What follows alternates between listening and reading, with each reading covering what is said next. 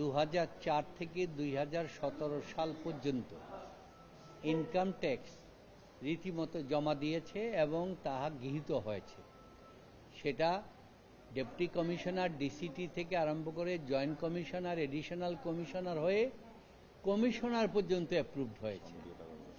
এই অ্যাপ্রুভড হওয়ার পরে হঠাৎ 2017 সালে আমাদের প্রাক্তন মাননীয় প্রধানমন্ত্রীর নির্দেশে তিনি সেটা ইন্টেলিজেন্স ডিপার্টমেন্টের মাধ্যমে 5 এবং 6 বছরে 5টা ফাইল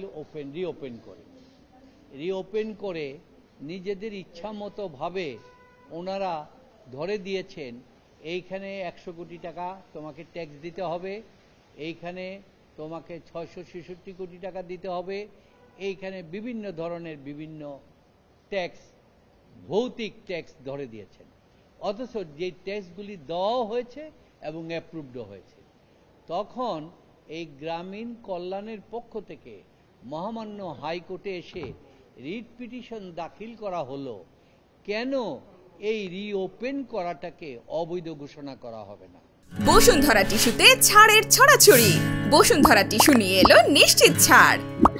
17 সাল পর্যন্ত সরকার কর্তৃক অনুমোদিত, হঠাৎ এমন কি কারণ ঘটলো যে আমার উপরে বিনা হিসাবে এসে বলল তারই একটি মামলা হচ্ছে যে 666 কোটি টাকা ট্যাক্স নির্ধারণ করলেন।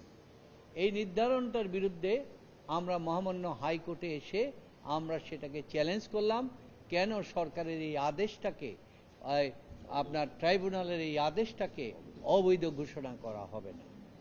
এই মামলাটা যখন চলল, এই মামলাটা দীর্ঘদিন চলল, একবার আবার সেখানে পাঠালেন, সুপ্রিম কোর্টে গেলেন, সুপ্রিম কোর্ট আবার হাইকোর্টে পাঠালেন। এই কোর্ট নির্ধারণ করে দিয়েছিলেন মিস্টার জাস্টিস খোরশেদ আলম সরকার, ওনার কোর্টে নির্ধারণ করে দিয়েছিলেন।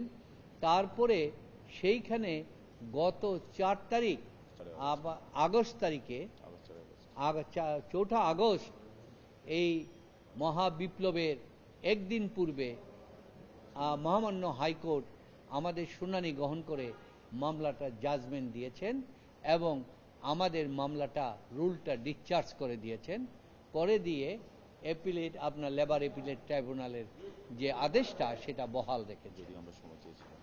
আমরা সেখানে সেদিন সময় চেয়েছিলাম, বলেছিলাম দেশের এই পরিস্থিতি, আজকে বাসায় ফিরতে পারবো কিনা জানি না, চারিদিকে গন্ডগোল, কিন্তু কোর্ট অনেক উৎসাহিত হয়ে নিজে এটাকে কোনো আমলে না নিয়েই উনি সেখানে জাজমেন্টটা দিলেন। তারপরে আমরা দেখতে পেলাম 8 তারিখে তিনি এই অর্ডারটাকে রিকল করার জন্য কজ লিস্টে দিলেন, সেটা চলতে থাকলো। তারপরে 29 তারিখে এসে উনি আগস্টে উনি এসে এটা রিকল করলেন। রিকল করার গ্রাউন্ডসটা তিনি দিলেন যে ওনার যে দ্বিতীয় সেকেন্ড জাজ, লার্নের সেকেন্ড জাজ, উনি এই কোর্টেরই ডিএজি ছিলেন এবং এই সরকারের পক্ষে এই মামলায় তিনি প্রতিদ্বন্দ্বিতা করেছেন। সুতরাং যেহেতু উনি প্রতিদ্বন্দ্বিতা করেছেন, সুতরাং এই রায়টা ডিফেক্টিভ থাকবে, তাই উনি এটা রিকল করেছেন বলে ওনার জিনিস আদেশ দিলেন এবং মহামান্য চিফ জাস্টিসের কাছে মামলাটি পাঠালেন পুনঃ কোর্ট নির্ধারণ করার জন্য। তো এই মামলাটা কিন্তু এই জজ 6 মাস যাবৎ শুনলেন।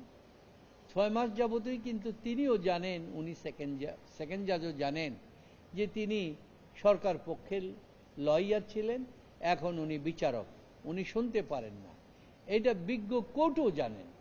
কিন্তু আমরা দীর্ঘদিন এখানে হয়রানিগ্রস্ত হলাম, সমস্ত কিছুতে হলাম, জাজমেন্টও দিয়ে দিল। তারপরে এইভাবে যে জিনিসটা করা হলো, এটা সময়ের আমাদের বিব্রতকর অবস্থায় ফেলেছে এবং জনগণের কাছে একটা ভুল মেসেজ গিয়েছে। প্রফেসর ডক্টর মোহাম্মদ ইউনূস 8 তারিখ এই তত্ত্বাবধায়ক সরকারের প্রধান উপদেষ্টা হওয়ার কারণে, অন্তর্বর্তীকালীন সরকারের প্রধান উপদেষ্টা হওয়ার কারণে উনি ক্ষমতার মাধ্যমে এইটা জাজমেন্টটাকে হয়তো উনি করেছেন। আসলে ঘটনাটা তা না, কারণ আমরা তো এই জাজমেন্টের এগেনস্টে আপিল করার জন্য প্রস্তুতিও গ্রহণ করেছি যে আমরা সুপ্রিম কোর্টে আপিল করব। তো সুতরাং এই জিনিসগুলির মধ্য থেকে যেটা হলো সেটাও আমরা বিরোধিতা করলাম, এবং আপনারা জানেন যে অ্যান্টি কারাপশন যে মামলাটা আমাদের বিরুদ্ধে করেছিল সেটাও দেখা গেল 8 আগস্টে বিপ্লবের ক্ষেত্রে ডক্টর মোহাম্মদ ইউনূস সাহেব প্রধান উপদেষ্টা দায়িত্ব গ্রহণ করার পর দেখা গেল 11 আগস্টে মামলাটা দুর্নীতি দমন কমিশন আমাদেরকে না জানিয়ে উইথড্র করে ফেলল, এবং একই তারিখে পূর্বতন সরকারের পিপি দরখাস্ত দিল মামলা উইথড্র করার জন্য, আবার একই তারিখে বিচারকও মামলা উইথড্র করে ফেলল। তো আমাদের প্রশ্ন হলো, এই মামলা হাইকোর্টে পেন্ডিং, আমরা কোয়াশমেন্টে আসলাম, উনি জাজমেন্ট দিয়েছে, আমরা সার্টিফাইড কপি পাই নাই বলে আমরা আপিল করতে পারি নাই, লিভ টু আপিল করতে পারি নাই। তো আমাদের প্রশ্ন, যেই দুর্নীতি দমন কমিশন তদন্ত করে যাচাই বাছাই করে অভিযোগ পেয়ে উনি এফআইআর করলেন, এফআইআর দাখিল করার পর আবার ওনারা তদন্ত করলেন, সাক্ষী সবুত নিলেন, নিয়ে চার্জশিট দাখিল করলেন। চার্জশিট আমরা তার বিরুদ্ধে অভিযোগের চার্জশিট বাতিলের জন্য কোর্টে প্রার্থনা দিলাম, কোর্ট সেটা রিজেক্ট করে চার্জ গঠন করল। তার বিপক্ষে আমরা হাইকোর্টে আসলাম। হাইকোর্টের মাননীয় বিচারপতি জনাব নজরুল ইসলাম তালুকদার সাহেব এই মামলায় রুল পর্যন্ত দিলেন না, দীর্ঘ হিয়ারিং এর পর, যেখানে সমস্ত একটা সাধারণ মামলায় রুল হয়, রুলও দিলেন না। উনি না দিয়ে মামলাটা খারিজ করে দিলেন, দিয়ে নিম্ন আদালতকে নির্দেশ দিলেন 1 বছরের মধ্যে মামলাটা নিষ্পত্তি করার জন্য। তারপরে এই মামলা সেখান থেকে আপনার উইথড্রল হয়ে যায়। তাহলে কি দেখাচ্ছে? যে ডক্টর ইউনূস সাহেব প্রধান উপদেষ্টা হয়েছেন, সেই কারণে মামলাটা উইথড্র হয়েছে। আমরা মহামান্য সুপ্রিম কোর্টে আপিল বিভাগে আমরা আপিল করেছি, সুপ্রিম কোর্টও আমাদের একই প্রশ্ন তুলেছেন যে মামলা তো এখন জীবিত নাই, মামলা তো উইথড্র হয়ে গেছে, তাহলে আমরা কিভাবে বলবো?